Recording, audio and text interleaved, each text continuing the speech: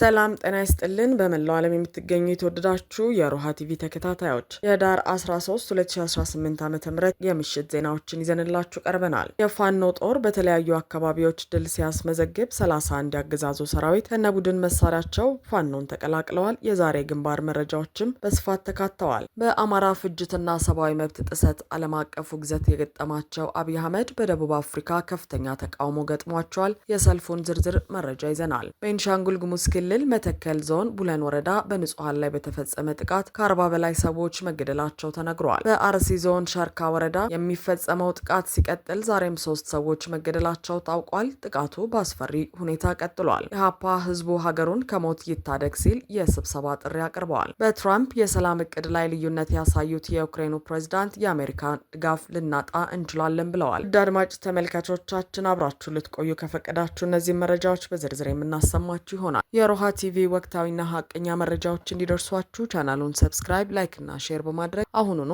ቤተሰብ ይሁኑ።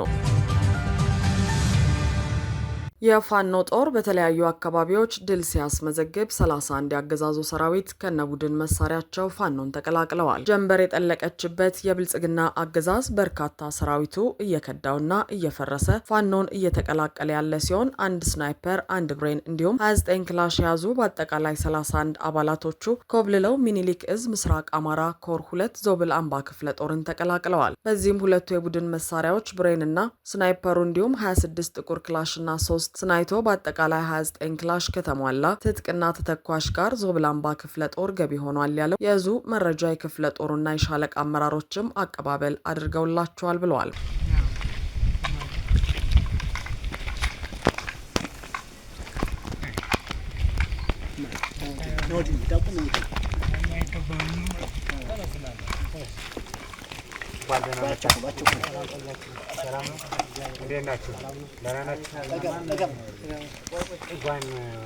ወደ ፋኖ በሰላም መጣችሁ።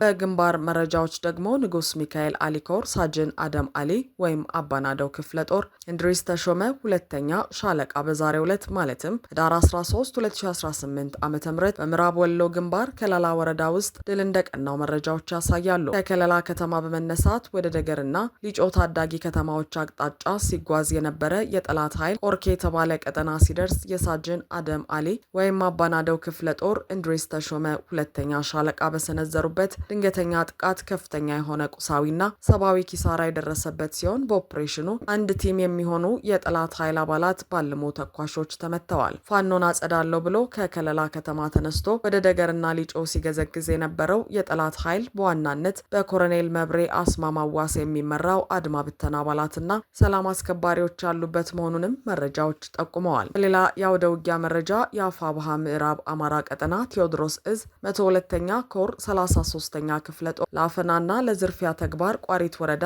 ወደ ወይበይን ቀጠና በተሰማራው መዝባሪና አረመኔ የብልጽግና ሰራዊት ላይ መብረቃዊ ጥቃት አድርሷል። ህዝብን መጨፍጨፍ፣ ማሰቃየትና መዝረፍ የዘውትር ልማዱ ያደረገው የአብይ አገዛዝ ወታደር ከስርዓቱ የተሰጠውን የጭፍጨፋ ተልዕኮ በመያዝ በዛሬው ዕለት በቋሪት ወረዳ ወደ ወይበይኝና አካባቢው ቢሄድም በ33ኛ ክፍለ ጦር የውርደት ካባ ተከናንቦ ተመልሷል።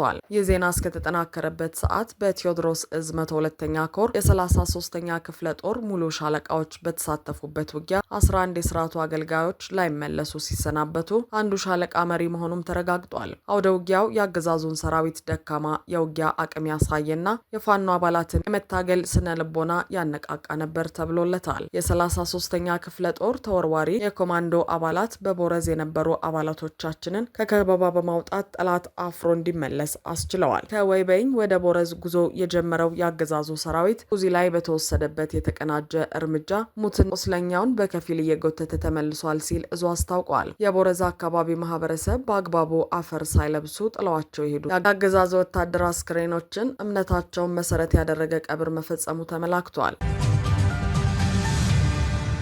በአማራ ፍጅትና ሰብአዊ መብት ጥሰት ዓለም አቀፍ ውግዘት እየገጠማቸው አብይ አህመድ በደቡብ አፍሪካ ከፍተኛ ተቃውሞ ገጠማቸው። በአማራ ሕዝብ ላይ የዘር ፍጅት እየፈጸሙ የሚገኙት የብልጽግናው ቡድን ዋና መሪ አብይ አህመድ በደቡብ አፍሪካ በተካሄደው የጂ20 ስብሰባ ላይ ከፍተኛ የተባለ ህዝባዊ የአደባባይ ተቃውሞ ገጥሟቸዋል። ለመጀመሪያ ጊዜ በአፍሪካ በተዘጋጀው የጂ20 ጉባኤ ከ40 በላይ መሪዎች የተገኙ ሲሆን በዚህም ጉባኤ የራሱን ሕዝብ ያለ ረፍት የሚጨፈጭፈው ብልጽግና የተባለው አገዛዝ ዋና መሪ አብይ አህመድ ስብሰባውን ለመሳተፍ በደቡብ አፍሪካ ተገኝተዋል። በአማራ ማህበር አዘጋጅነት ከበርካታ ከተሞች የተሰባሰቡ አማራውያን ታላቅ የተቃውሞ ሰልፍ በማድረግም የአገዛዙን ግፍ በአደባባይ በማጋለጥ ድምጻቸውን አሰምተዋል። ስቶፕ አማራ ጄኖሳይድ በሚል በተዘጋጀው በዚህ ታላቅ ተቃውሞ የብልጽግናውን አምባገነናዊ አገዛዝ መሪ ዓለም አቀፍ ዲፕሎማቶችና የሀገራት መሪዎች በተገኙበት ያልጠበቀውን ሀፍረት ማከናነባቸውን የሰልፉ አስተባባሪዎች ለሮሃ ገልጸዋል። በዚህ ሰልፍም የዓለም መሪዎች ትኩረት ሰጥተው የዘር ፍጅት እየፈጸሙ ያሉ አብይ አህመድን ጨምሮ የብልጽግና ሌሎች ባለስልጣናት ለፍርድ እንዲያቀርቡ በይፋ ጠይቀዋል። የደቡብ አፍሪካ መሪና በአሁኑ ሰዓት የጂ20 ጉባኤም እየመሩ ያሉት ሲሪል ራማፎሳ ተወካይ ልከው የሰልፈኞቹን ጥያቄዎች መቀበላቸውን የአማራ ማህበር በደቡብ አፍሪካ የሰልፉ አዘጋጅ የሆኑት አቶ ይልማ ሸዋ ለሮሃ በስልክ ገልጸዋል። እንደሚታወቀው የጂ20 ሰሚት ዛሬ ደቡብ አፍሪካ ተጀምሯል። ለመጀመሪያ ጊዜ በአፍሪካ መሬት ይሄ ስብሰባ ሲደረግ የመጀመሪያ ጊዜ ነው በአፍሪካ እና ከ40 በላይ የዓለም መሪዎች ተገኝተዋል። የጨፍጫፊውም አብይ አህመድ እዚህ ተገኝቷል። የአማራው ማህበር ባዘጋጀው ሰልፍ ላይ አማራውያን ከተለያዩ ቦታዎች ከፕሪቶሪያ፣ ከጆሃንስበርግ፣ ከራስተንበርግ ከተለያየ ቦታ ላይ በመሰባሰብ ዛሬ ደማቅ ሰላማዊ ሰልፍ አድርገናል። ይሄ ደማቅ ሰላማዊ ሰልፍ ያነገበው ስቶፕ አማራ ጄኖሳይድ የሚል መሪ ሲሆን ይሄንን ጄኖሳይድ አማራው ላይ እየፈጸሙ ያሉ ባለስልጣናት አብይ አህመድን ጨምሮ ለፍርድ ይቅረቡልን የሚል ነው። የዓለም መሪዎች ትኩረት ሰጥተው እየተደረገ ያለውን የድሮን ጥቃትና የንጹሐን ሞትና ግድያ፣ መፈናቀል እንዲቆም አጽንኦት ሰጥተው እንዲሰሩ የሚያሳስብ ሰልፍ ነው ያደረግነው። በጣም የተሳካ ሰልፍ ነበር የተደረገው ሰልፍ። ሚሞራንደማችንን ፕሬዚደንት ሲሪል ራማፎሳ የላኩት የእሳቸው ተወካይ መጥቶ ወስዷል። እሳቸው የደቡብ አፍሪካ መሪ ብቻ ሳይሆኑ የጂ20 ሰብሳቢ ናቸው በአሁኑ ሰዓት። ስለዚህ አጽንኦት ሰጥተው የላኩት ተወካይ ሚሞራንደሙን ከተቀበለ በኋላ ለሚመለከተው አካል እንደሚያደርስ ቃል ገብቶ ነው የተለየን። እኛም ደግሞ በዛም አላቆምንም። ለእያንዳንዱ ተሳታፊ ሀገሮች በኢሜይል በኤምባሲያቸው መልኩ በኩል እንዲደርሳቸው አድርገናል ሚሞራንደማችንን። የአማራ ጄኖሳይድ ይቁም፣ መፈናቀል፣ መሞት፣ ግድያ ይቁም፣ ይህን ያደረጉ ወንጀለኞች ለፍርድ ይቅረቡልን አብይ አህመድን ጨምሮ የሚል መርህ ያነገበ ነው። በጣም ጥሩ ቁጥሩ የበዛ ሰው የተገኘበት ነው። ዛሬ የነበረው ሰልፍ ይህን ይመስላል። ለነገ ደግሞ ከዚህ በበለጠ በተጨማሪ የደቡብ አፍሪካ የሂውማን ራይት አክቲቪስት ማህበራትም ጆይን እንደሚያደርጉን ቃል በገቡልን መሰረት የደመቀ ሰላማዊ ሰልፍ ነገ እናደርጋለን ብለን እንጠብቃለን። በዚህ በርካታ ህዝብ በተሳተፈበት ተቃውሞ ለተለያዩ ዓለም አቀፍ ሚዲያዎች በአማራ ላይ እየደረሰ ያለውን ግፍና ፋኖ እያደረገ ስላለው የህልውና ትግልም መግለጫ ተሰጥቷል።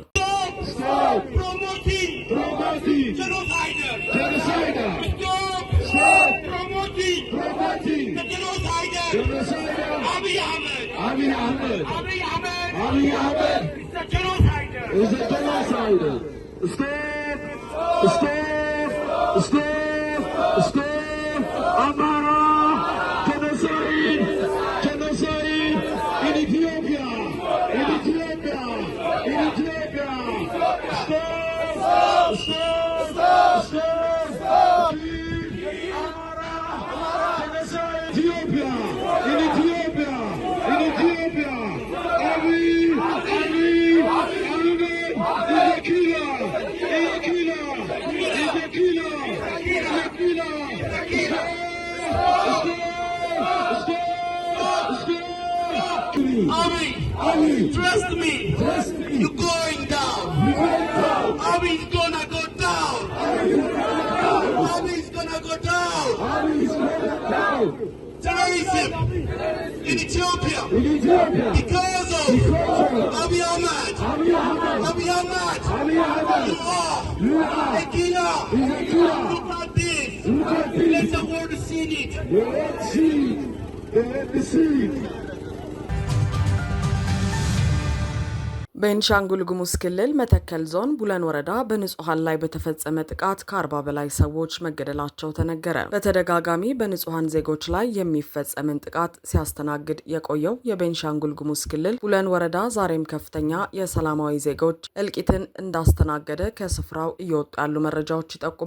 በዞኑ በኩጂ ቀበሌ ውስጥ ታጣቂዎች ዛሬ ቅዳሜ ጠዋት በፈጸሙት ጥቃት ከ40 በላይ ሰዎች ህይወታቸው ማለፉንና በርካቶች በሽሽት በየጫካው ስር ቤተሰቦቻቸውን ይዘው እንደገቡ ታውቋል። በማያውቁት የፖለቲካ ቁማር በተለምዶ ሸኔ የሚባሉ ነገር ግን እዚያ አካባቢ ራሳቸውን አደራጅተው ከዋናው ሸኔ ጋር ግንኙነት ይኖራቸው አይኖራቸው በማይታወቁ የታጠቁ ኃይሎች ንጹሃን ዜጎች ተጨፍጭፈዋል ሲሉ ለመሰረት ሚዲያ ቃላቸውን የሰጡት አንድ የጥቃቱ ሰለባና የአካባቢው ነዋሪ ተናግረዋል። ለመንግስት ኃይሎች ጩኸት ብናሰማም እየሰሙ ያልሰሙ ሆነዋል። አንድ ሚዲያ ስለሞታችን አልዘገበም፣ ድምጽ ሆኖን ሲሉ ጥሪ አስተላልፈዋል። በኩጂ ተብሎ በሚጠራው በዚህ ቀበሌ 2013 ዓ.ም 300 የሚጠጉ ሰዎች በጉሙዝ ታጣቂዎች የተገደሉበትና በጅምላ የተቀበሩበት ቀበሌ መሆኑ ይታወሳል። በአሁኑ ጥቃት በአንድ ቤተሰብ 6 አባላት የተገደሉባቸው እንዳለ የታወቀ ሲሆን በአካባቢው በአብዛኛው የሽናሻ ብሔር አባላት የሚኖሩበት እንደሆነና ከሟቾቹ መሃል አብዛኛዎቹም የብሔሩ ተወላጆች መሆናቸው ታውቋል። አሁን ሟቾቹን እየቀበሩ ነው ደውሎ የነገሩኝ የጉሙዝ ልጆች ስደት ላይ ናቸው በማለት አንድ የጉሙዝ ብሔር ተወካይ ስሜ አይጠቀስ ብለው ለመሰረት ሚዲያ ተናግረዋል። ክልሉ መንግስት እንዲሁም አገዛዙ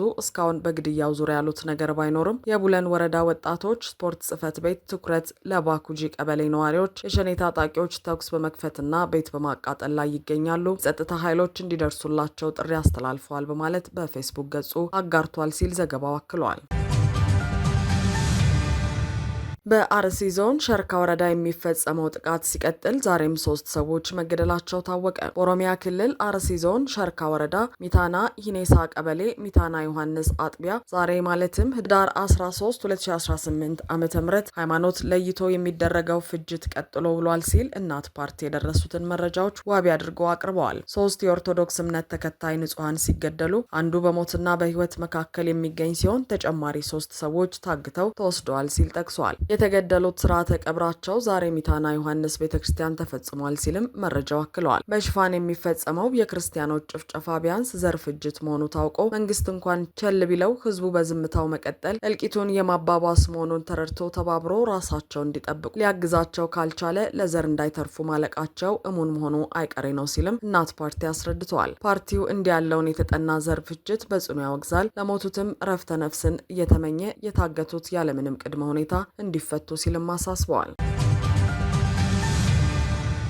ኢህአፓ ህዝቡ ሀገሩን ከሞት ይታደግ ሲል የስብሰባ ጥሪ አቀረበ። የኢትዮጵያ ህዝቦች አብዮታዊ ፓርቲ ህዝብ በጥበቡ የሰራት ሀገሩ እንዳትሞት በጋራ ሊደርስላት ይገባል ሲል ታላቅ የህዝባዊ ስብሰባ ጥሪ አቅርበዋል። ሀገር የዜጎቿ እጅ ስራ ናት፣ ሀገር ማለትም ሰው ነው ያለው ፓርቲው ኢትዮጵያን እልፍ አላፍ ዜጎቿ ደማቸውን ውቅያኖስ አጥንታቸውን መርከብ አድርገው ለትውልድ አሻግረዋል ሲል አመልክቷል። ኢትዮጵያውያን ሀገራቸውን ከነጣቂ ለማዳን በአንድነት ሲነሱ የቋንቋ የሃይማኖትና የነገድ ልዩነት ወኔ እንጂ በፍጹም እንቅፋት አልሆነባቸውም ያለው ኢህአፓ በደምና በአጥንት የተመሰረተችው ኢትዮጵያ የሁሉንም ኢትዮጵያዊ ደምና አጥንት አቀናጅታ የአድዋን ድል ለሰው ልጆች ሁሉ ማቀናጀቷንም አትተዋል። በአሁኑ ጊዜ ሀገራችን ኢትዮጵያ ጡቷን ጠብተው ባደጉ ኃይሎች ክፉኛ ደም እየፈሰሳት ስለሆነ እንደ ህዝብ ተሰብስበን መላ እንውለድ ሲልም ፓርቲው ጥሪ አቅርበዋል። ዘመድ ሁሉ ቢሞት በሀገር ይለቀሳል፣ ሀገር የሞተለት ወዴት ይደረሳል የሚለው ትውልዳዊ ጥያቄ ዛሬ ምላሹን ይሻል። እናም እንሰባሰባለን በማለት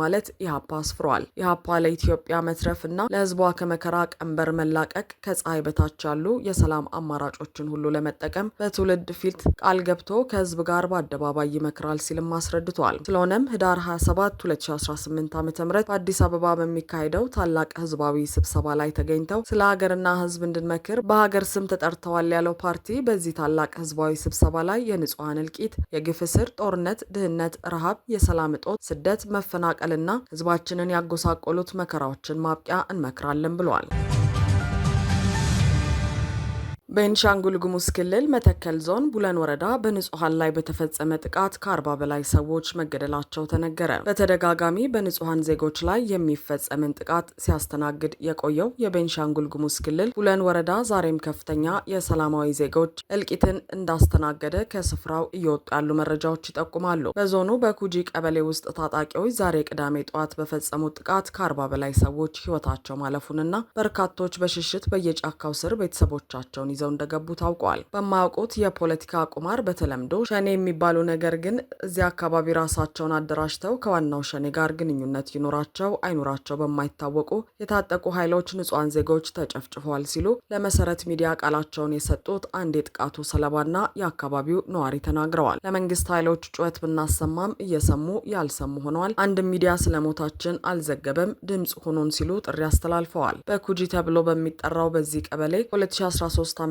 300 የሚጠጉ ሰዎች በጉሙዝ ታጣቂዎች የተገደሉበትና በጅምላ የተቀበሩበት ቀበሌ መሆኑ ይታወሳል። በአሁኑ ጥቃት በአንድ ቤተሰብ 6 አባላት የተገደሉባቸው እንዳለ የታወቀ ሲሆን በአካባቢው በአብዛኛው የሽናሻ ብሔር አባላት የሚኖሩበት እንደሆነና ከሟቾቹ መሃል አብዛኛዎቹም የብሔሩ ተወላጆች መሆናቸው ታውቋል። አሁን ሟቾቹን እየቀበሩ ነው ደውሎ የነገሩኝ የጉሙዝ ልጆች ስደት ላይ ናቸው በማለት አንድ የጉሙዝ ብሔር ተወካይ ስሜ አይጠቀስ ብለው ለመሰረት ሚዲያ ተናግረዋል። ክልሉ መንግስት እንዲሁም አገዛዙ እስካሁን በግድያው ዙሪያ ያሉት ነገር ባይኖርም የቡለን ወረዳ ወጣቶች ስፖርት ጽህፈት ቤት ትኩረት ለባኩጂ ቀበሌ ነዋሪዎች የሸኔ ታጣቂዎች ተኩስ በመክፈትና ቤት በማቃጠል ላይ ይገኛሉ፣ ጸጥታ ኃይሎች እንዲደርሱላቸው ጥሪ አስተላልፈዋል በማለት በፌስቡክ ገጹ አጋርቷል ሲል ዘገባው አክሏል።